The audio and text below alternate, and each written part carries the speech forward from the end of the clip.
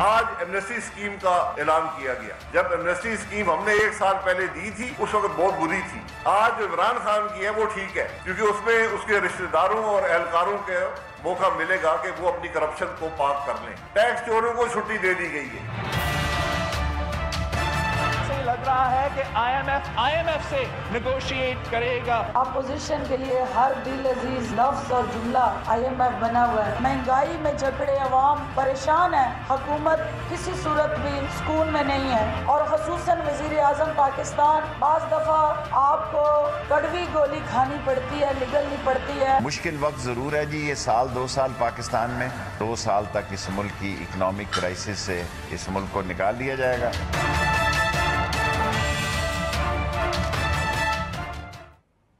Welcome to news wise. میں ہوں عارفہ نور. آج سب سے پہلے ہم دوبارہ بات کریں گے پاکستانی معیشت کی. پاکستانی حکومت, پاکستان تحریک انصاف کی جو اس وقت حکومت ہے, اس کے لیے سب سے بڑا چیلنج ابھی بھی اکانومی ہی ہے. کل ہی فائنلائز ہوئی آئی ایم ایف کی ڈیل, اس کے اوپر ابھی گفتگو جاری ہے کیونکہ آج جب حکومت کیبنٹ میٹنگ کے بعد پریس بریفنگ کرنے کے لیے اس کے ریپریزنٹیٹیوز آئے اور انہوں نے ایمنیسٹی اسکیم پہ بات کی, تو جب پہلے سوال آئے تو وہ آئی ایم ایف کی اگریمنٹ کے حوالے سے ہی تھے. فوکس اسی کے اوپر لگ رہا ہے, مگر ساتھ میں آج حکومت نے ایمنیسٹی اسکیم کا بھی اعلان کر دیا ہے. زیادہ تفصیلات ابھی تک آئی نہیں ہیں, مگر لگ یہی رہا ہے کہ جیسے پہلے بات ہو رہی تھی کہ فوکس جو ہے وہ فورن ایسٹس کے اوپر, ریئل اسٹیٹ سیکٹر کے اوپر, بینامی اکاؤنٹس کے حوالے سے ہی رہے گا. مگر یہاں بھی سوال وہی کھڑا ہوگا ایونچولی کہ کیا ایک ایمنیسٹی اسکیم کام کرے گی جب تک حکومت جو ہے اس کے پاس وہ سارے ٹولز نہیں ہوں گے کہ اس کے بعد وہ انفورسمنٹ کر سکے اپنے ایگزسٹنگ لاز کی. مگر پھر وہی بات کہ آئی ایم ایف کی ڈیل کتنی سخت ہے اس وقت ہمارے لیے, اس کے اندر کس قسم کی شرائط رکھی گئی ہیں اور اس کا کیا اکنامک امپیکٹ ہوگا اکانومی کے اوپر. ان سب ایشوز پہ آج ہمارے ساتھ موجود ہیں بات کرنے کے لیے علی خضر صاحب, بزنس ریکارڈر اخبار کے ہیڈ آف ریسرچ ہیں اور ایک اکانومی کے ایکسپرٹ بھی ہیں. ویلکم ٹو دا شو علی خضر صاحب. Thank you Arfa. G sir, تو سب سے پہلے تو آپ ہمیں یہ بتائیں کہ جو ابھی تک تھوڑی بہت تفصیلات آئی ایم ایف کی ڈیل کے حوالے سے آ رہی ہیں, is it what you expected یا اس میں کوئی ان ایکسپیکٹڈ چیز بھی ہے, یا کم و بیش وہی کچھ شرائط ہیں, یا اسی طرح کا پروگرام ہے جس طرح کا آپ ایکسپیکٹ کر رہے تھے؟ جی, جیسے آپ دیکھ رہے ہیں کہ یہ تقریباً ہماری 9 مہینے سے نیگوسیشن چل رہی تھی اور 9 مہینے آئی ایم ایف جہاں پہ کھڑا تھا تقریباً آج بھی وہ وہیں پہ کھڑا ہے, جبکہ ہماری اتھارٹیز آہستہ آہستہ آئی ایم ایف کے پاس آتی جا رہی ہیں. یعنی کہ ایکسچینج ریٹ کی موومنٹ جو دیکھے وہ ڈپریشیٹ ہو کے وہ آئی ایم ایف کے لیولز کے قریب آتی جا رہی ہے. انٹرسٹ ریٹ کی موومنٹ اوپر جا کے وہ قریب آتی جا رہی ہے. جو پرابلم جو ہمارے ابھی رہ گئے ہیں وہ کہ فسکل سائڈ پہ جو ہے ایڈجسٹمنٹ, جیسے کہ اس وقت وہ کہتے ہیں کہ پرائمری ڈیفیسٹ جو ہوتا ہے کہ وہ ریونیو مائنس ایکسپینڈیچر جس میں سے انٹرسٹ پیمنٹ کو نکال دیتے ہیں, تو وہ کہتے ہیں کہ جی آئی ایم ایف اگلے سال تک 0.6% آف جی ڈی پی پہ لائیں. پچھلے سال وہ 2%, اور سر وہ اس وقت شاید 1% سم تھنگ سے کے قریب ہے. نہیں, میں وہی آپ کو عرض کر رہا تھا کہ 2018 کا جو سال تھا اس میں وہ 2.1% تھا شاید, اور اس سال کا جو ایکسپیکٹڈ نمبر ہے وہ 2.5 اور 3 کے درمیان ہے, تو آئی ووڈ سے کہ وہ 3 کے قریب ہوگا. تو اگر ہم اس کو 2.8 لے لیں تو 2.8 سے 0.6 پہ جانے کے لیے 2.2% چاہیے. 2.2% اگر ہم موٹا موٹا جی ڈی پی آپ لے لیں تو وہ تقریباً آپ کا جو ہے وہ 40 ٹریلین کے قریب بنتا ہے, تو وہ تقریباً آپ کا یہ 800 سے 1000 بلین روپے کے قریب ہے. اس میں کچھ ایکسپینڈیچر کٹ ہوں گے, کچھ ٹیکسز لگیں گے, تو یہ ایک بڑا پریشر آئے گا. دوسرا سر یہ جو 0.6% تک ہم نے ڈیفیسٹ لے کے جانا ہے, یہ this is for the next fiscal year, at the end of the next fiscal year, یا اسی بجٹ؟ نہیں, اس بجٹ میں اناؤنس ہوگا, بٹ جون 2020 کا یہ ٹارگٹ ہوگا.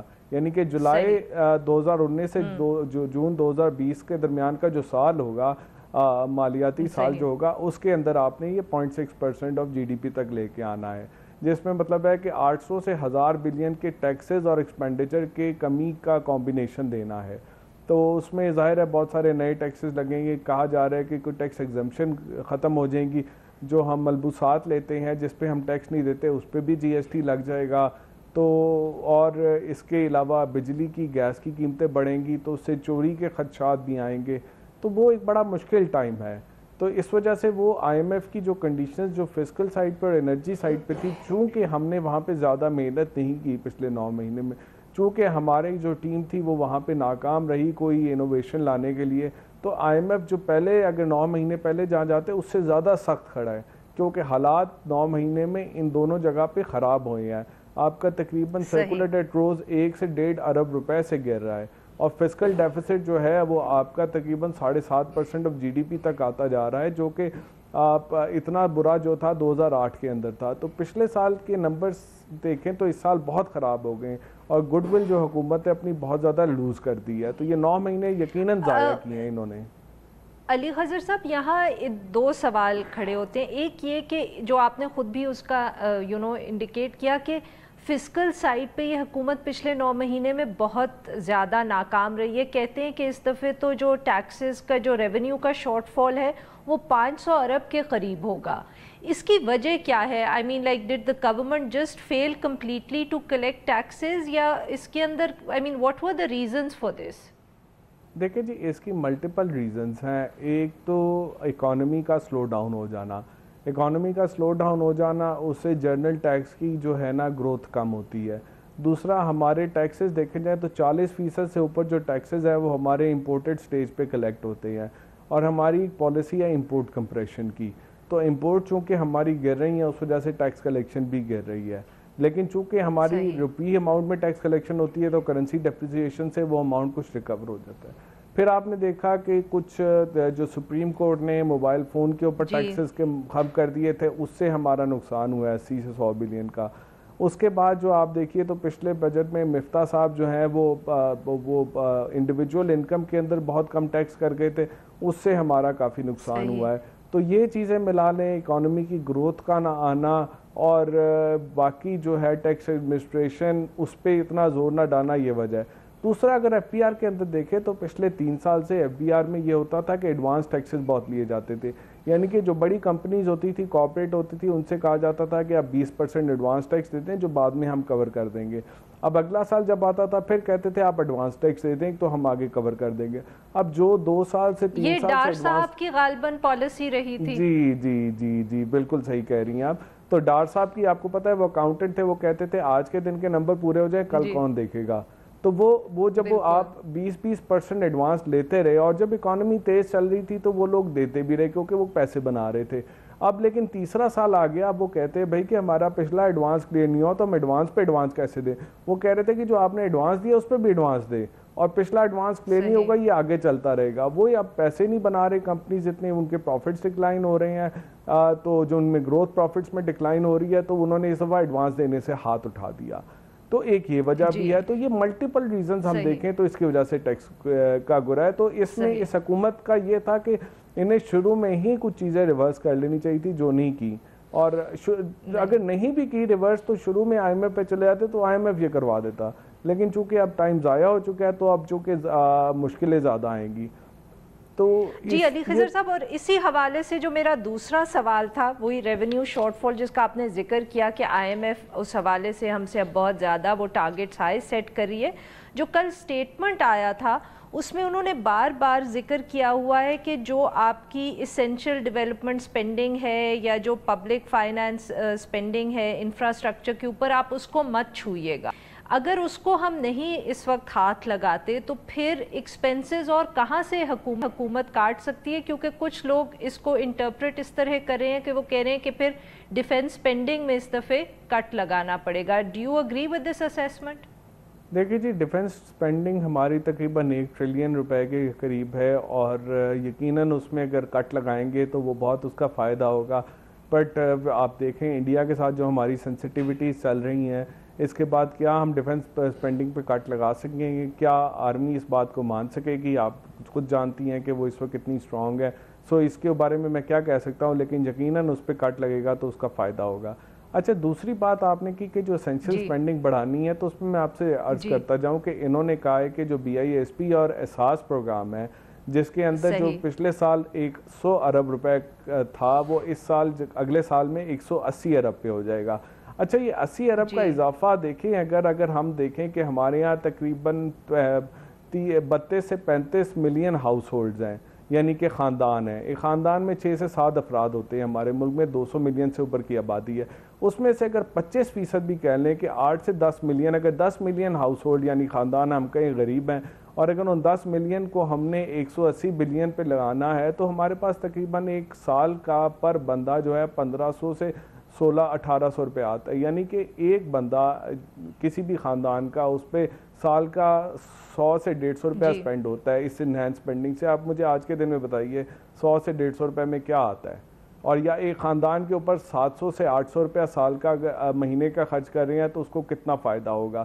آپ اگر ایجپٹ میں دیکھیں تو ایجپٹ کے اندر جب اس طرح کا پروگرام آیا تھا تو وہاں پہ پاورٹی لیول جو تھے وہ 27% سے 54% پہ چلے گئے، اور کئی بڑے شہروں میں پاورٹی لیول 60% پہ چلے گئے۔ تو یہ ہمارے لیے بہت ہی لمحہ فکریہ ہے کہ ہم چونکہ میکرو اکنامک ایڈجسٹمنٹ تو لے رہے ہیں جو ہماری ضرورت ہے، اور چونکہ ہماری غلطیاں تھیں، ہم اپنے ہاں رینٹ سیکنگ کو اور اپنے ہاں سلپیجز کو نہیں سنبھال سکے، تو آج ہمیں یہ صورتحال دیکھنی پڑ رہی ہے، اور اس میں ہمارا تو علی صاحب آپ بیسکلی یہ کہہ رہے ہیں کہ جو بسپ کے لیے انہوں نے یا احساس پروگرام کی انہانس سپینڈنگ بھی کر دیں گے تو وہ کافی نہیں پڑے گی آفٹر دی IMF پروگرام؟ یقیناً کیونکہ جب آپ کی انفلیشن آئے گی، جب آپ کی قیمتیں بڑھیں گی انرجی کی، جب آپ کا کرنسی موو کرے گی، جب آپ کی کپڑوں کی اور کھانے پینے کی اشیاء کی قیمتیں بڑھیں گی، تو اس کا جو امپیکٹ ایک عام آدمی پہ زیادہ آئے گا بنسبت کے بے نظیر انکم پروگرام یا احساس پروگرام سے جو اس کے پاس آتا ہے۔ اور وہ احساس پروگرام اور بے نظیر انکم پروگرام تو بہت تھوڑے لوگوں کے لیے، بہت ساری جو مڈل کلاس ہے وہ سکویز ہو جائے گی، اور کہا جاتا ہے کہ جی ڈیموگرافک بینیفٹس جو ہیں وہ مڈل کلاس سے ملتے ہیں، بٹ ہمارے یہاں مڈل کلاس تو ختم ہوتی جا رہی ہے۔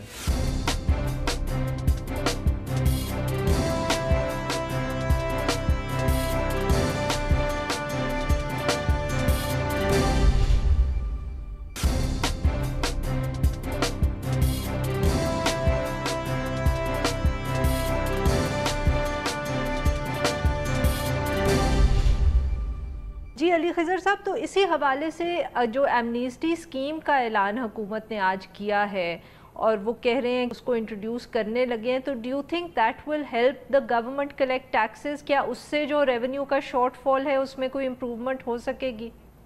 دیکھیں جی امیجیٹ ٹرم میں تو ایمنسٹی اسکیم سے ان کے کوئی پیسے نہیں آئیں گے۔ جو ایمنسٹی اسکیم پہلے اسد عمر صاحب لا رہے تھے اس میں انہوں نے کچھ ریٹ زیادہ رکھے تھے اور اس سے غالباً وہ چاہ رہے تھے کہ کچھ پیسے آ جائیں، بٹ چونکہ اس وقت جو ایڈوائزری بورڈ تھا پرائم منسٹر کا وہ کہتا تھا کہ اس طرح لوگ اسے ایکسیپٹ نہیں کریں گے، اور اس میں شبر زیدی شاید جو بزنس کمیونٹی کی بھی خضر صاحب یہی ڈیمانڈ تھی کہ جو آپ اس ایمنیسٹی اسکیم کو استعمال کریں ڈاکیومنٹیشن کے لیے، ناٹ فار ریونیو۔ جی تو وہی عرض کر رہا ہوں کہ وہ اب شبر زیدی صاحب آ گئے ہیں اور وہ بزنس کمیونٹی کے اس چیز کو بڑی اچھی طرح سمجھتے ہیں، تو انہوں نے چونکہ ریٹس بہت کم رکھے ہیں تو اس سے آپ کو ڈیکلیریشن ہو سکتی ہے، بہت زیادہ پیسے نہیں آئیں گے، یعنی کہ 1% سے 4%، پھر 5%، 10% اور 20% ایسے ڈیکلیریشن وہ اس طرح سے ہے کہ اس پہ پیسے بہت نہیں آئیں گے۔ دوسرا انہوں نے یہ اسکیم جو ہے تھوڑا انڈونیشیا کا ماڈل فالو کیا ہے۔ انڈونیشیا کی اسکیم جو تھی تقریباً 9 مہینے چلی تھی اور اس میں بھی 3 فیزز تھی، اور یہ تقریباً 7-8 مہینے کی اسکیم ہوگی، 7 مہینے کی ہوگی، جون تک ایک ریٹ ہوگا، سپتمبر تک دوسرا ریٹ ہوگا، دسمبر تک تیسرا ریٹ ہوگا۔ تو اس میں کچھ یہ ہے کہ اگر انڈونیشیا میں دیکھیں تو انہوں نے $10 بلین جو تھے وہ ریپیٹریٹ کیے تھے، اور اس کے اندر ڈیکلیریشن جو تھی وہ مجھ سے کہیں زیادہ تھی۔ تو اگر اس حساب سے اگر ہم دیکھیں کہ انڈونیشیا کی اکانومی سے پاکستان کی اکانومی 1/3 آف دا سائز ہے، تو $2 سے $3 بلین اس میں آ سکتے ہیں، اور اس کے اندر ڈیکلیریشن بہت آ سکتی ہے۔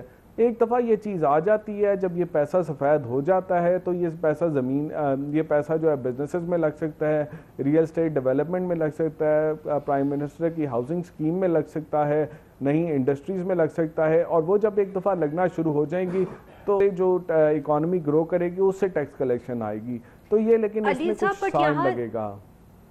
جی اس میں صرف سوال یہ ہے کہ جو آپ نے انڈونیزین اکانومی کا اگزامپل دیا، مگر پرابلم یہ ہے کہ ہم تو ابھی پچھلے سال ہی ایک ایمنیسٹی اسکیم آفر کر چکے ہیں جس میں بھی شاید ایک ٹھیک ٹھاک ڈیسنٹ اماؤنٹ آ گیا تھا، تو آر یو اسٹل ایکسپیکٹنگ کہ اتنے شارٹ پیریڈ کے بعد اگر ہم دوسری ایمنیسٹی اسکیم لے کے آئیں گے تو 2 سے 3 بلین آ جائے گا؟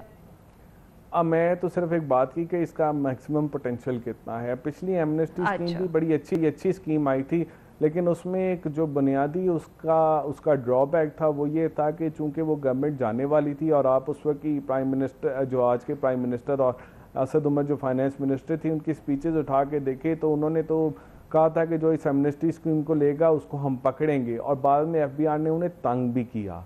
तो अब अगर ये श्योरिटी कहीं से शब्बर जैदी और टीम दे देती है लोगों के कि हम आपको नहीं तंग करेंगे, जो कि उन्होंने कहा है कि FBI वाला ऑफिसर अगर कोई इन्हें तंग करेगा तो उसको सज़ा होगी, तो अगर ऐसी श्योरिटी आ जाती है तो जो लोग पिछली दफ़ा नहीं आए थे या जो लोग जिनके पास 100 रुपया था उसमें से उन्होंने सिर्फ 20 रुपये डिक्लेयर किए थे वो ज़्यादा करेंगे। लेकिन ये बात भी लोग कहते हैं जिन्होंने 20 रुपये डिक्लेयर किए थे 100 में से, अब उनको तंग किया जा रहा है, तो वो ये कह रहे हैं कि हमने ये गलती क्यों की।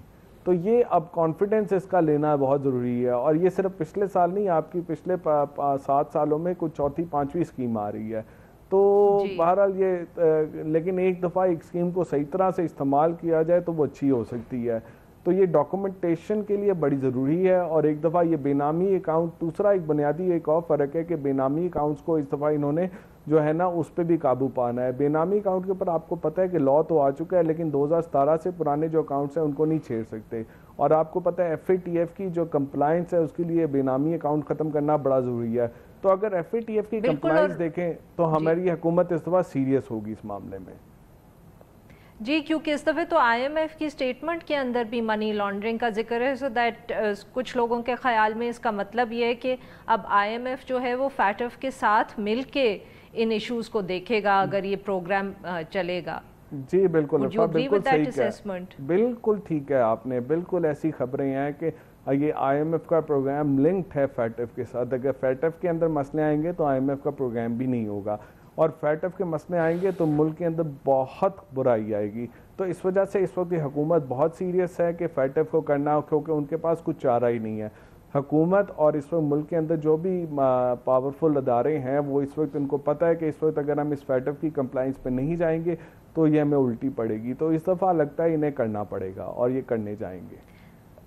लास्ट क्वेश्चन अली खिज़र साहब, जो स्टेटमेंट आई है IMF में उसमें प्रोविंसेस के हवाले से भी जिक्र है, जिसकी अगेन जो इंटरप्रिटेशन है वो कुछ इस तरह हो रही है कि शायद इसका मतलब ये है कि NFC अवार्ड के अंदर भी रोल बैक होगा।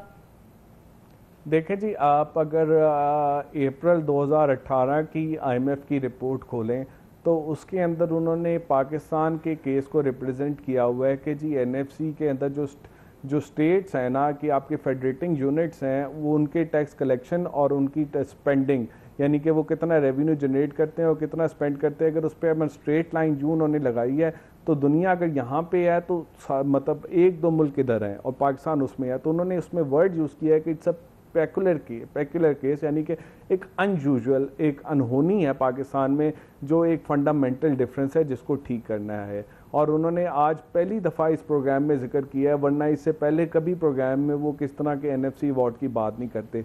तो कहा यह जा रहा है, अगेन ये इस बात पे अभी मैं कोई कंफर्म बात नहीं कर सकता कि किसी किस्म की आपकी फाइनेंशियल इमरजेंसी भी लग सकती है। और चूंकि अगर हम पिछले 5-7 साल में देखें तो पाकिस्तान से जब से 18th अमेंडमेंट हुई है, जब से 7th NFC अवार्ड हुआ है, तो सूबों के पास ज़्यादा पैसे गए हैं। उस वक्त से हमारा फिस्कल जो फेडरल फिस्कल है वो उसके मसले मसाइल आते जा रहे हैं। और दूसरी तरफ आप देखें कि सूबों ने उन पैसे को कैसे लगाया है। सिंध के अंदर आप देखें कि मनी लॉन्ड्रिंग के केसेस और अरबों रुपए के जो हैं वो मसले मसाइल आ रहे हैं। बलूचिस्तान में आप देखें तो वो एक सेक्रेटरी के घर से वो अरबों रुपए निकल रहे हैं। पंजाब में देखें तो 50% जो डेवलपमेंट स्पेंडिंग है वो लाहौर में आई है। तो इसको आपने ठीक करना है, तो इसमें प्रॉबेबली वो एक सेट असाइड कर देंगे कोई एक एमरजेंसी फंड जो फेडरल गवर्नमेंट के पास रह जाएगा, और वो फिर पैसे कट के डिविजिबल पूल में आएंगे, यानी कि सूबों के पास पैसे खुद ही कम हो जाएंगे। जब सूबों के पास पैसे कम हो जाएंगे तो बहुत शुक्रिया अली खिज़र साहब, थैंक यू मच, आपने वक्त निकाला और बहुत तफसील से हमसे बात की। नाजरीन, now will take a short break, और जब हम ब्रेक से वापस आएंगे तो हम बात करेंगे एक और ब्लास्फेमी केस की, जिसके अंदर एक क्रिश्चियन जोड़े के ऊपर इल्ज़ाम लगा है और ट्रायल कोर्ट से उनको सज़ाए मौत मिल गई है। Stay with us.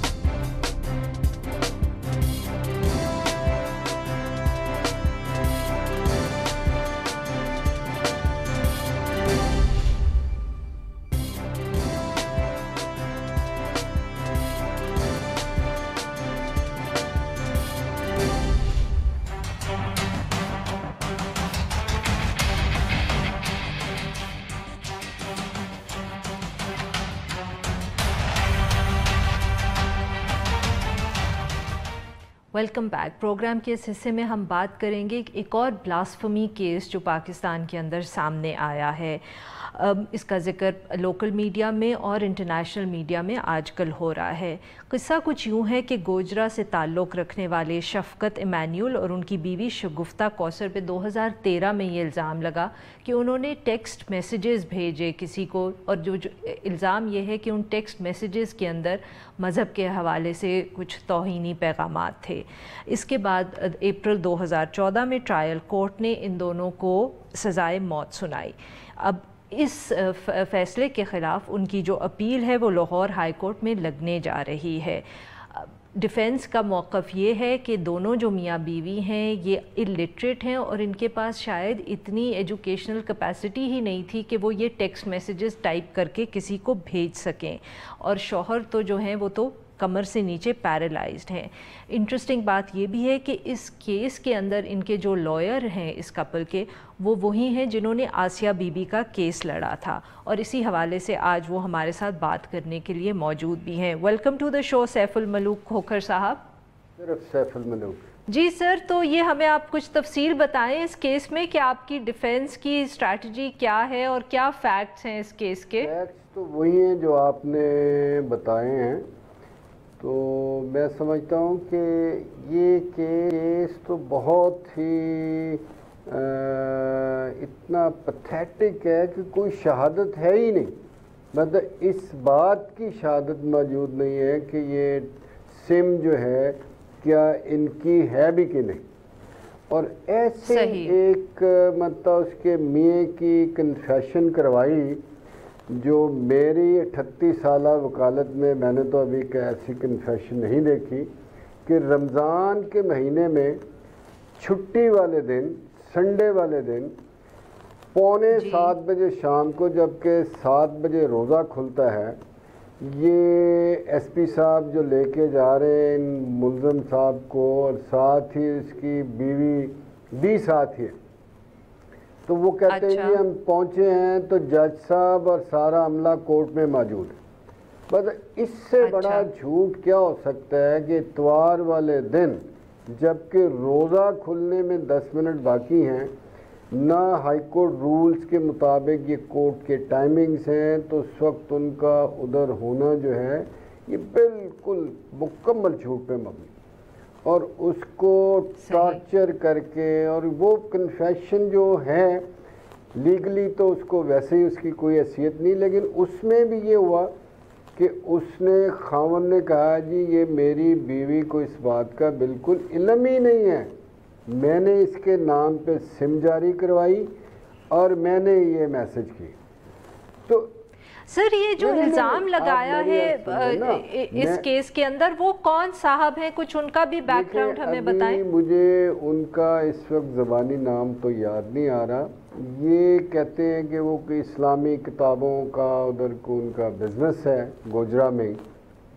ये कहते हैं मैं तरावियाँ पढ़ रहा था रात के 10 बजे जब ये मैसेज आए। तो मैं पहले आपको उस कन्फेशन की बात ज़रा बता लूँ कि इसके अलावा तो और कोई शहादत है ही नहीं। मैं कहता हूँ कि गॉड फॉरबिड अगर इसको मान भी लें तो शगुफ्ता को कैसे सजा होगी? अगर इसको मान लें तो कन्फेशन सिर्फ उनके शौहर की है। उसने कहा कि मेरी बीवी को इस किसी बात का पता ही नहीं, ये भी नहीं पता कि सिम मैंने उसके नाम पे निकलवाई। ये शौहर की कन्फेशन में लिखा हुआ है। सजा दे, जज साहब का फैसला पढ़े तो अल्लाह उन पे अपनी रहमत करे। ये हाई कोर्ट के जज भी बन गए थे लेकिन फिर वापस अपनी सेशन कोर्ट में चले गए, कंफर्म नहीं हुए। तो ना कोई रीज़न है ना कोई एविडेंस है, तो 6 साल से वो जेल में बैठे हुए। अभी आसिया के केस में जहाँ दुनिया पहुँची हुई थी, सारी यूरोपीय यूनियन और बाकी अमेरिका और सब, ये तो अल्लाह ने मेहरबानी की कि जजों ने उस केस को ट्रू पर्सपेक्टिव में समझ के उसको बरी कर दी, वरना जो इस मुल्क के साथ बीतनी थी वो मेरा ख्याल इस मुल्क में سر تو یہ to come back to my earlier question کہ یہ جن صاحب نے الزام لگایا ہے ان کا کیا کوئی تعلق تھا، اس کپل کو جانتے تھے؟ نہیں، کسی کو نہیں جانتے. انہوں نے نامعلوم لوگوں کے خلاف پہلے پرچہ کروایا ہے، پھر وہ کہتے ہیں جی میں چلا گیا ہوں وہ اس کی دکان پہ جو موبلنگ کی ہے فرینچائز، تو میں نے ان سے پوچھا کہ یہ سم نمبر بتائیں آپ نے کس کو دی، تو انہوں نے بتایا کہ یہ ہم نے ان دونوں کو دی ہے، دونوں کو، اور نہ بتایا کہ ان کا ایڈریس اس نے ہمیں دیا، نہ اس کا ایڈریس کہیں پوری ریکارڈ میں آئے. تو وہاں سے سیدھے پولیس کو لے کے وہاں پہ ان کے گھر پہ چھاپا مار دیا. سر تو یہ کیا قانونی طور پہ جائز ہے کہ اگر ہم میں سے کوئی، جیسے میں بھی کل چلی جاؤں کسی جائز کے آؤٹ لیٹ پہ یا کسی بھی ایک فون کارڈ کی کمپنی پہ اور ان سے کہوں کہ آپ مجھے تفصیل بتا دیں کہ یہ نمبر کے اونرز کون ہیں، تو کیا وہ بتا دیں گے اس طرح؟ بالکل نہیں بتانا چاہیے. یہ تو کوئی قانون کی مطلب ایس پی صاحب جاتے نا اگر، تو میں سمجھتا ہوں کہ وہ کہتے ہیں کہ بھی میں قانون کے تحت انویسٹیگیشن کر رہا ہوں تو مجھے یہ انفارمیشن چاہیے. تو یہ تو مدعی صاحب خود ہی سارا کچھ کام کر کے بیٹھ گئے اور پھر جھوٹ پہ جھوٹ بولے جا رہے ہیں. کہہ رہے ہیں کہ چھاپا مارنے میں ساتھ نہیں گیا ہوں، دوسرے گواہ کہہ رہے ہیں یہ بھی ساتھ تھا، اور اس کو ایڈریس کا پورے مقدمے یہ کہیں نظر نہیں آ رہا کہ یہ ایڈریس کس نے بتایا. سر تو اب یہ آپ کی جو کورٹ ہیئرنگ ہے اس کی کوئی تاریخ سیٹ ہوئی ہے؟ کب تک اپیل آپ کی سنی جائے گی؟ 2 تاریخ لگی ہوئی تھی اسی مہینے کی، تو اس دن یہ 2 بجے تک اس کی باری نہیں آئی تو پھر یہ لیفٹ اوور ہو گیا. تو جب کیسز اپیل ایک بار لگ جاتی ہے تو پھر وہ یوزلی 2-4 ہفتے میں لگتی رہتی. تو ابھی انشاءاللہ ہمارا خیال ہے کہ یہ جی بہت بہت شکریہ سر نے تو ہم سے بات کی. ناظرین now we'll take a short break, اور جب ہم بریک سے واپس آئیں گے تو ہم بات کریں گے پنجاب کے اندر جو نئے صوبے کے حوالے سے پاکستان تحریک انصاف کے کچھ ممبران نے ایک بل پیش کیا ہے نیشنل اسمبلی میں. Stay with us.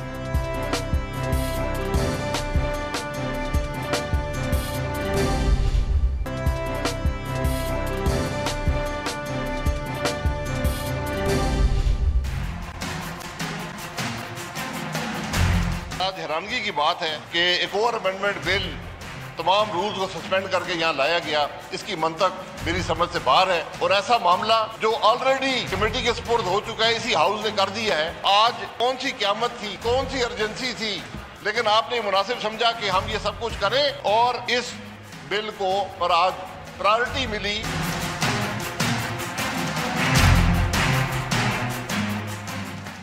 Welcome back. Programme کے آخری حصے میں ہم بات کریں گے پنجاب کے اندر ایک نیا صوبہ بنانے کی. یہ ڈیبیٹ جو ہے فائنلی لگتا ہے کہ اب یہ اتنی سیریس ہو گئی ہے کہ ساری جو جماعتیں ہیں یا پولیٹیکل پارٹیز ہیں وہ نہ صرف اس صوبے کے حق میں بات کرتی ہیں بٹ اب ان کی طرف سے کچھ کانکریٹ ایکشن بھی سامنے آ رہا ہے. کچھ دنوں پہلے پاکستان مسلم لیگ نواز نے اسی حوالے سے 2 مختلف بلز جو ہیں نیشنل اسمبلی میں جمع کروائے. ایک انہوں نے جنوبی صوبہ بنانے کی بات کی پنجاب میں، اور پھر ساتھ انہوں نے بھاولپور کا بھی کہا کہ اس کا بھی الگ صوبہ ہونا چاہیے. مگر پچھلے ہفتے پاکستان تحریک انصاف کی طرف سے بھی اسی حوالے سے ایک موو آئی اور انہوں نے پاکستان مسلم لیگ نواز کے بلز ہونے کے باوجود اپنی طرف سے ایک بل پیش کیا اس صوبہ بنانے کے لیے، جس کے اوپر پاکستان مسلم لیگ نواز نے اعتراض بھی کیا کہ جب ان کے بلز موجود ہیں اور وہ کمیٹی لیول تک جا چکے ہیں تو ایک اور بل کی ضرورت کیوں محسوس ہوئی. اسی ایشو پہ بات کرنے کے لیے آج ہمارے ساتھ موجود ہیں ملک محمد عامر ڈوگر صاحب جو ممبر قومی اسمبلی ہیں اور چیف وپ ہیں تحریک انصاف کے. Welcome to the show sir. جی تھینک یو ویری مچ. جی سر، تو سب سے پہلے تو وہی سوال جو پاکستان مسلم لیگ نواز کی طرف سے بھی اٹھایا گیا کہ جب ان کے بلز موجود تھے تو پھر کیا ضرورت تھی پاکستان تحریک انصاف کی طرف سے بھی ایک سملر بل آنے کی؟ جی بسم اللہ الرحمن الرحیم. دیکھیں سب سے پہلے تو میں آپ کا شکریہ ادا کرتا ہوں کہ آپ نے اس اہم موضوع پہ آج ہمیں بات کرنے کا موقع فراہم کیا اور جنوبی پنجاب کے عوام کی ترجمانی کا موقع دیا کہ جو پچھلے دنوں ایک مسلم لیگ نواز کا بل تھا، اس کے اندر ایک چیز ہے جو کلیئر کرنا عوام کو بہت ضروری ہے کہ وہ ساؤتھ پنجاب صوبہ بھی چاہتے ہیں اور بہاولپور صوبہ بھی چاہتے ہیں۔ میں نے گورنمنٹ کی طرف سے رسپونڈ دیا اور فلور آف دی ہاؤس پہ میں نے کھڑے ہو کے یہ بات کی کہ ہم ساؤتھ پنجاب صوبہ چاہتے ہیں، بہاولپور صوبہ اس حالات میں 3 ڈویژنز کے اوپر ایک کمپیکٹ ایک وائبل یونٹ بنتا ہے۔ اگر 3 ضلعوں کے ایک ڈویژن بہاولپور پہ آپ صوبہ بنائیں گے تو اس کی وائبلٹی نہیں بنتی۔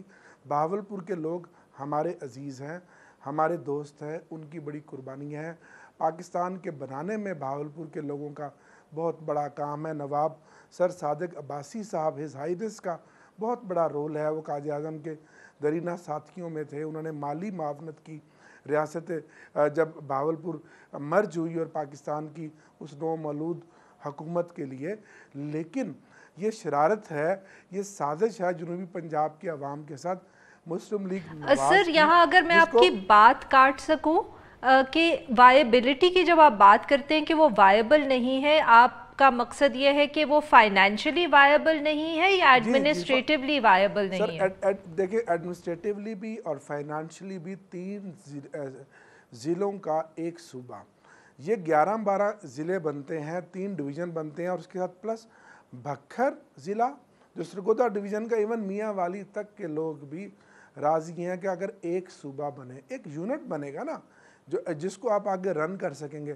یہ صرف اور صرف مسلم لیگ نواز کی ایک سازش ہے، ایک گھناونی ان کی چال ہے کہ بہاولپور کے لوگ اور جنوبی پنجاب کے باقی اضلاع کے لوگ آپس میں لڑتے رہے۔ وہ جس کو کہتے ہیں نہ نومن تیل ہوگا نہ رادھا ناچے گی۔ ہم نے ان کی سازش کو بے نقاب کرنے کے لیے کل پھر یہ ایک بل دیا جس میں میں نے اور شاہ محمود صاحب نے بیٹھ کر یہ بل تیار کیا، جس میں ہم نے جنوبی پنجاب کے تینوں اضلاع کے ایک ممبرز کی نمائندگی کی۔ ملتان ڈویژن سے ظہور قریشی صاحب اس کے سگنیچری تھے، ڈی جی خان ڈویژن سے سردار نصر اللہ خان دریشک صاحب سگنیچری تھے، اور بہاولپور ڈویژن سے سمی گیلانی صاحب، کہ ہم نے ایک میسیج دیا کہ تینوں ڈویژنز کے ممبران ہیں وہ چاہتے ہیں۔ میں آپ کو بات مکمل ہو جائے نا تاکہ آپ کو کانسیپٹ کلیئر ہو جائے میری بات۔ صحیح۔ اس کے ساتھ ہاؤس کی ایک جو دوسری بڑی پارٹی ہے پیپلز پارٹی، وہ بھی سپورٹ چاہتی ہے، وہ بھی چاہتی ہے کہ صرف جنوبی پنجاب ایک صوبہ بنے، اور اس بل کو کل لانے کا مقصد یہ ہے کہ زیادہ سے زیادہ ایک کانسنسس ڈیولپ کرنا۔ خدا نہ خواستہ کوئی کسی پر سبقت لینے کی بات نہیں ہے، کوئی ارجنسی کی بات نہیں ہے، جیسے خاقان عباسی صاحب کا بھی آپ نے ٹیکر چلایا۔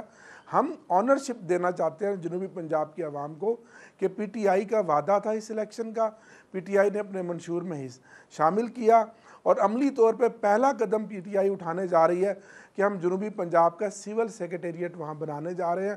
اور اس کے بعد ہاؤس کے اندر پاکستان تحریک انصاف نے، پیپلز پارٹی نے اور نون لیگ نے الگ الگ اپنے اپنے بل ٹیبل کیے، جو کہ اب کلب ہو گئے۔ ایک اسپیشل کمیٹی آنے والے دنوں میں اسپیکر بنانے جا رہی ہے، جو کمیٹی ان تمام پہلوؤں کا بغور باریکی سے جائزہ لے گی، تمام وائبلٹیز چیک کرے گی، ریسرچ کریں گے، اکنامکس کو دیکھیں گے، واٹر کے ایشوز ہیں ان کو دیکھیں گے، اور پھر ایک پوری ایک جامع ایک مرتب ایک ریکمنڈیشن اس کمیٹی کی آئے گی، اور اس کے مطابق پھر فردر ہاؤس آگے پروسیڈ کرے گا۔ اب صرف اس میں سر اس کمیٹی میں ساری پارٹیز کی ریپریزنٹیشن ہوگی؟ ایگزیکٹلی، یہ اسپیشل اور یہ صرف نیشنل اسمبلی کی ریپریزنٹیشن ہوگی یا سینٹ کی بھی؟ نہیں، یہ نیشنل اسمبلی کا ایشو ہے ابھی، تو پہلے سٹیج میں تو یہ نیشنل اسمبلی کی ہوگی۔ اگر آپ اس کو اور براڈر کرنا چاہتے ہیں تو اس کے کینوس کو تو آپ سینٹ کو بھی شامل کر سکتے ہیں، کیونکہ سینٹ میں بھی وہی پارٹیاں شامل ہیں جن کی نمائندگی پارلیمنٹ میں قومی اسمبلی میں بھی ہے۔ تو وہ جو کمیٹی ایک بنے گی وہ تمام پہلوؤں کو جائزہ لے گی، اس میں تمام پارلیمانی پارٹیوں کی جو سینٹ میں جو نیشنل اسمبلی میں موجود ہے، پاکستان کی جتنی سیاسی قیادت ہے وہ شامل ہوگی، تاکہ ہم اس کو آگے لے کر چلیں۔ اب فرق کیا ہے کہ اس وقت پارلیمنٹ میں جتنی بھی سیاسی پارٹیاں موجود ہیں وہ ان سب میں سوائے پی ایم ایل این کے باقی تمام پارٹیاں متفق ہیں کہ ایک صوبہ بننا چاہیے، وہ جنوبی پنجاب بننا چاہیے۔ تو اسی سر یہ بل جمع کرانے سے پہلے کیا آپ نے ان سر جو یہ جماعتیں ہیں سب وہ بالکل اگریڈ کہ وہ تیار ہیں اور سب بات کرتی رہی ہیں، مگر یہ بل کو جمع کرانے سے پہلے کیا آپ نے کوئی ان سے کنسلٹیشنز کی؟ جیسے آپ نے پاکستان پیپلز پارٹی کا ذکر کیا کہ آپ نے ان سے گفتگو کی، اور ویسے بھی آپ کی تو جو اتحادی جماعت ہے اس کے اندر بھی ریزرویشنز ہیں جنوبی صوبے کے اوپر، جنوبی پنجاب کے صوبے کے اوپر۔ سب سے کنسلٹیشن کی، سب کو بتایا۔ پاکستان مسلم لیگ کیوں تیار ہے سر؟ اسی کنسلٹیشن کا نتیجہ تھا۔ میں پہلے سوال کا جواب دوں کہ کل ایک یونانیمس یہ بل پاس ہوا، سوائے اس پہ اعتراض آیا پی ایم ایل این کا، ایک بات۔ دوسری بات پی پی پی نے اس کو سپورٹ کیا سر؟ یس، اوپنلی سپورٹ کیا، آلویز پی پی پی سپورٹ کرتی ہے، ون پروونس ساؤتھ پنجاب، بس۔ اب پی ایم ایل کیو کے ہمارے ایک آنریبل ممبر ہے طارق بشیر چیمہ صاحب، ان کا بڑا احترام ہے، وہ ان کا اپنا ایک سٹینڈ ہے، ان کا اپنا ایک پولیٹیکل موقف ہے بہاولپور صوبے کا، وہ بھی پی ایم ایل کیو بھی اس اسپیشل کمیٹی کا حصہ ہوگی، اور جب ہم بیٹھیں گے تو ہم ان کے تحفظات دور کریں گے، ان کو سنیں گے اور ان کو اپنا موقف بتائیں گے، اپنا نقطہ اپنا پوائنٹ آف ویو ان کو دیں گے، اور پھر بیٹھ کے وہ کمیٹی ایک متفقہ طور پر فیصلہ کرے گی، اور پھر اس کی کانسٹیٹیوشنل امینڈمنٹ ہوگی، جس طرح کہ کل آپ نے دیکھا کہ فاٹا کو ایک حقوق ملے، فاٹا کے عوام کے لیے کل ایک سنہری دن تھا، اور یہ ایشو کل لانے کا مقصد یہ تھا کہ اس کی ریلیونسی ہے کہ جب آپ ملک کے پسماندہ ایریاز کے لوگوں کو ایک نمائندگی دینے جا رہے ہیں، ان کو پاکستان کا حصہ بنا رہے ہیں، ان کے حقوق کی آپ بات کر رہے ہیں اور ان کی پسماندگی کو دور کر رہے ہیں،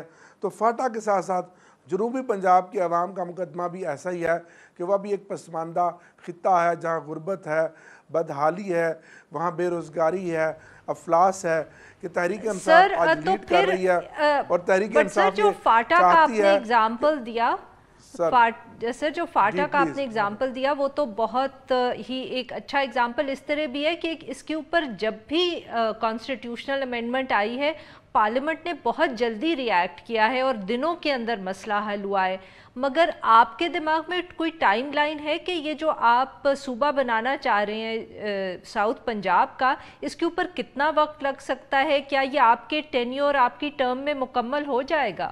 یقیناً جی، ہم چاہتے ہیں کہ یہ بہت جلد ہو، سیاسی قیادت سر جوڑ کر بیٹھے، اور دیکھیں ایک کامیابی تو ہماری ہوئی نا کہ مور دین 98% پارلیمنٹ میں کانسنسس موجود ہو گیا، ہاؤس نے ایک سینس دے دی تینوں پرائیویٹ ممبرز بل کی صورت میں کہ وہ تینوں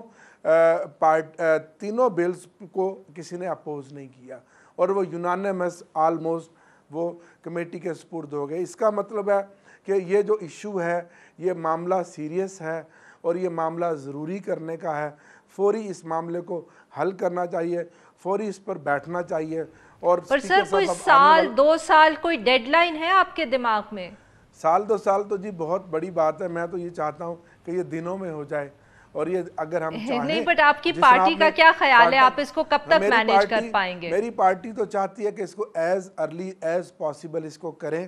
شاہ محمود قریشی صاحب ہمارے ڈپٹی پارلیمانی لیڈرز ہیں، وہ اس ایشو کو لیڈ کر رہے ہیں، مخدوم خسرو بختیار صاحب لیڈ کر رہے ہیں جو جنوبی پنجاب صوبہ محاذ کے صدر بھی ہیں، اور تمام پی ٹی آئی کے اور بشمول تمام لوگ اس کی سپورٹ کر رہے ہیں۔